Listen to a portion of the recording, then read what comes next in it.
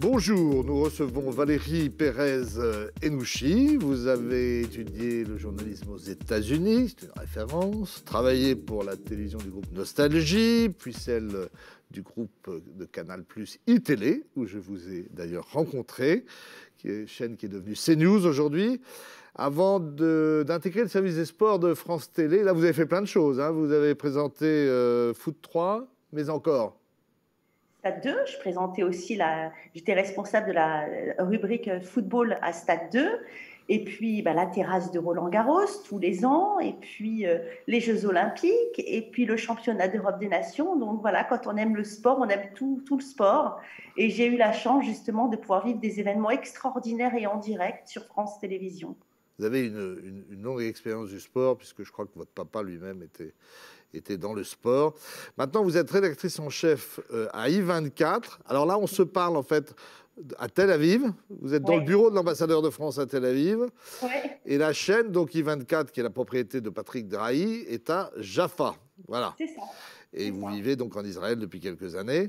Et vous publiez, c'est la raison pour laquelle on se parle, Destin de femme chez Ramsay, qui vient d'ailleurs de recevoir le prix Edgar Faure. Donc d'abord, est-ce que ce livre, c'est votre premier livre? Et ces femmes, est-ce que vous les avez rencontrées? Alors, ce livre, oui, c'est mon premier livre, c'est-à-dire que j'en avais écrit quelques-uns, mais jamais on n'avait été jusqu'au bout, quoi. Vous savez, quand on est jeune autrice, comme moi, on a toujours beaucoup de doutes, beaucoup de manque de confiance. Donc, des livres, j'en ai écrit 3 ou 4 et ils sont dans mes tiroirs. Celui-là, il a quelque chose de particulier, c'est qu'en fait, j'ai commencé à l'écrire il y a une dizaine d'années et que je le sortais, je le reprenais, j'avais envie de m'y remettre. Et puis finalement, après, avec les événements de la vie, je l'oubliais un petit peu. Mais en fait, ça a toujours été celui qui m'a fait le plus réfléchir et me prenait le plus dans mon émotion et dans ma sensibilité. Et voilà, donc du coup, ce livre, il a été édité au mois de septembre par Ramsay. C'était pas du tout une envie de devenir autrice, hein, ça s'est juste passé comme ça. Et ces femmes, vous les avez rencontrées, pour certaines d'entre elles? Comment ça s'est Alors passé? oui, absolument. Alors il y a 17 récits de femmes et j'ai dû en rencontrer la moitié. Les autres, ce sont des femmes symboles. Saria, par exemple, la Libanaise, effectivement, oui, je l'ai rencontrée. Mira, la Hijra, je ne l'ai pas rencontrée, mais lorsque j'ai été en Inde, j'étais absolument époustouflée par l'histoire de ces femmes qui étaient les gardiennes des temples des Maharajas il y a 4000 ans et qui maintenant forment une communauté d'environ 1 million de femmes en Inde, et on les appelle le troisième sexe. Donc ce sont une communauté de femmes que l'on peut voir dans les rues de Delhi, qui vivent complètement en marge de la société, qui existent. Et en fait, on se rend compte que dans des sociétés qu'on peut estimer reculées, comme en Inde, au niveau, si vous voulez, de la transidentité, ils sont bien avancés, parce qu'en Inde, il y a 3 sexes, et c'est reconnu par la Constitution depuis 2014. On est homme, femme ou bien transgenre.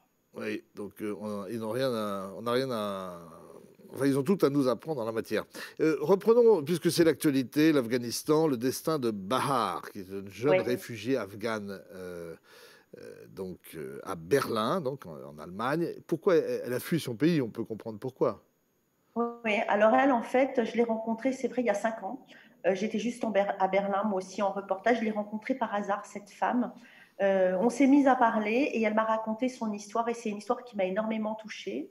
Donc elle racontait sa vie à Kaboul, elle racontait déjà à l'époque ce que voulait dire être une femme en Afghanistan. Donc elle me parlait de cette invisibilité dont on parle beaucoup aujourd'hui. Pourtant, à l'époque, les Américains étaient encore là, donc elle se plaignait déjà de la situation des femmes dans son pays. Elle me disait qu'une femme prépubère ne pouvait pas se promener seule dans les rues de Kaboul. Donc elle a décidé un jour de partir, elle a pris toutes ses économies, elle a vendu les bijoux de sa mère qu'elle a vu se faire tuer quand même devant elle. Elle a payé un passeur, elle n'avait pas suffisamment d'argent, mais comme c'est un passeur qu'elle connaissait, qui habitait dans son quartier, il l'a laissé partir, et elle raconte ce long chemin, la route des Balkans, les camps de transit, et puis cette intégration, cette envie de vouloir changer d'identité en arrivant en Allemagne. Et c'est vrai que j'ai beaucoup, beaucoup de respect pour cette femme, parce que elle est arrivée à Berlin où c'était carrément une autre planète, quoi. C'est 2 mondes différents, 2 cultures différentes. Elle s'est mise à apprendre l'allemand, et puis surtout, elle a rencontré l'amour. Donc elle tombe amoureuse de son prof d'histoire, parce que à Berlin, on leur donne des cours d'histoire pour comprendre l'histoire du pays dans lequel ils vont vivre.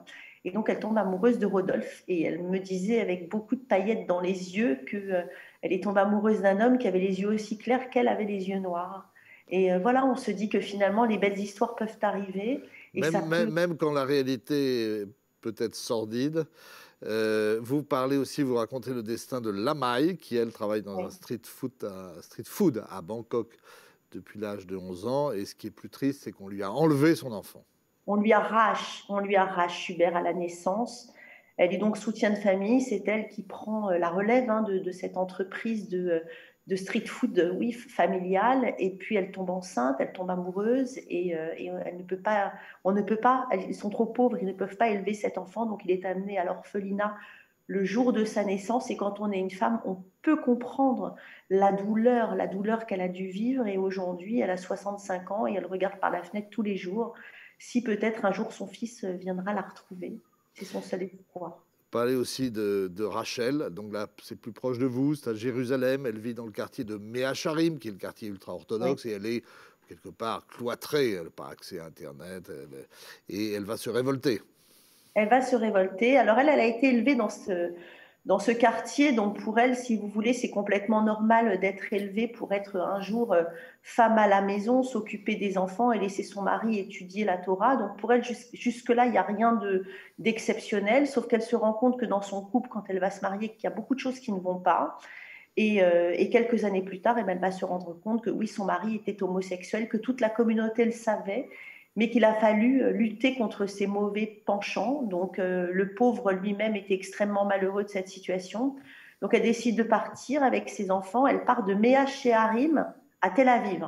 Tel Aviv, où c'est la ville qui ne dort jamais, où c'est des boîtes de nuit tout le temps, où vraiment on vit à l'occidental, etc. Donc vraiment, c'est un chemin extrêmement difficile, plein de souffrances parce qu'il faut se remettre en question, mais elle le fait pour ses enfants. Et aujourd'hui, ben, elle n'en veut pas du tout à son ex-mari parce que lui aussi a été sous l'emprise. Mais aujourd'hui, elle vit normalement. Elle n'a pas du tout laissé tomber son judaïsme. Elle le vit juste plus simplement, de manière plus libre.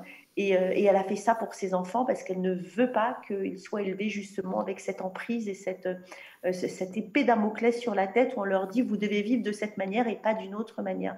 Donc aujourd'hui, la sacrifier, c'est elle parce qu'elle se pose toujours des questions parce que est-ce qu'on se sort un jour de ce genre de situation, de vivre dans un ghetto comme ça, et après d'arriver dans la vraie vie? Je pense que pour elle, c'est vraiment le plus difficile. Elle travaille, hein, Et mais ses enfants, je pense qu'elle les a sauvés, oui. au-delà du cas personnel de ces femmes, il y a aussi toujours le problème des enfants. Vous citez aussi celui de Samia, la Libanaise, qui a divorcé et qui a perdu finalement la garde de son enfant parce que au Liban, à Beyrouth notamment, ce sont les hommes qui ont la garde. Donc elle ne peut le voir qu'une fois par semaine, hein, c'est ça? Oui, c'est ça. Donc, elle se marie. Alors là-bas, les mariages sont très festifs. Alors, Saria, je l'ai rencontrée, hein, puisque lorsque j'étais à France Télévisions, sa cousine était ma collègue de travail. Donc, moi, j'étais très jeune aussi. Je venais juste de me marier. Donc, je crois que quelque part, cette histoire, elle m'a touchée, parce que je me suis dit que si j'étais née au Liban, eh ben, cette histoire, elle aurait pu m'arriver à moi. Donc, elle se marie. Elle est très amoureuse de son mari. Très vite, ils font un enfant. Alors, c'est une femme qui ne va pas travailler. Donc, elle va avoir une relation fusionnelle avec son fils. Et elle apprend par la poste qu'elle est divorcée. Parce qu'on peut divorcer au Liban par procuration. Donc, ben, en divorçant, elle perd évidemment la garde de son fils. Elle peut, parce que vous l'avez dit, c'est un pays qui est encore très patriarcal et les femmes n'ont aucun droit. Donc, elle voit son fils une fois par semaine et elle raconte que c'est tellement dur pour elle parce qu'elle ne le voit pas assez, parce que c'est son oxygène, c'est sa vie, qu'en fait, pendant les 24 heures où elle a son fils avec elle, elle ne dort pas pour profiter de chaque seconde. Donc c'est extrêmement touchant et quand on est mère, nous-mêmes, eh bon, on se dit que ça doit être des souffrances, je veux dire des situations à vivre qui sont extrêmement difficiles et pourtant elle le fait. Donc beaucoup de Et respect et qui beaucoup de montre que dans le courage. monde, il y a des situations bien différentes de celles qu'on peut vivre en France notamment et en Occident. Quel est le message que vous avez voulu faire passer à travers ce livre? Ben, le message, c'est qu'en fait, les problématiques des femmes sont universelles. Que l'on vive, comme vous le dites, en Occident ou comme dans un pays plus reculé, et ben, on va parler de quoi? On va parler de maternité, on va parler d'amour, on va parler de harcèlement, on va parler de travail, on va parler de divorce, on va parler de mariage. Et en fait, ce sont des problématiques qui sont absolument universelles. Donc ça, c'est mon message, c'est qu'une femme, quel que soit le pays de droit dans lequel elle vit, elle a quand même sur le terrain les mêmes problématiques. Donc, il y Oui, a mais des alors c'est techniques. universel, mais en même temps, on ne vit pas ça de la même manière. On est en pleine vague MeToo, là, en France, après les États-Unis. Vous avez vu, peut-être, il y a une nouvelle affaire maintenant qui vise Nicolas Hulot. Ouais, Comment vous recevez ce mouvement féministe, avec ouais. aussi parfois, même si il ne faut pas le dire, quelques excès? Oui, ben écoutez, vous savez, moi je vais vous dire, je fais partie des féministes de raison. C'est-à-dire que moi, dans ce livre, il a une originalité, c'est qu'effectivement, on raconte des histoires de femmes sur le terrain, mais il y a aussi des chiffres. Au départ, j'ai appelé ça l'avant-propos, mais si vous voulez, c'est mon défaut de journaliste, l'avant-propos qui doit faire normalement une trentaine de pages, je fais une centaine de pages. J'ai voulu en savoir plus sur justement l'évolution des droits des femmes. Donc moi, aujourd'hui, je suis une féministe de raison, c'est-à-dire qu'il y a des faits, il y a encore des inégalités qui sont criantes. Voilà, c'est peut-être un livre qui va réveiller les consciences, mais en aucun cas c'est un livre qui est moralisateur.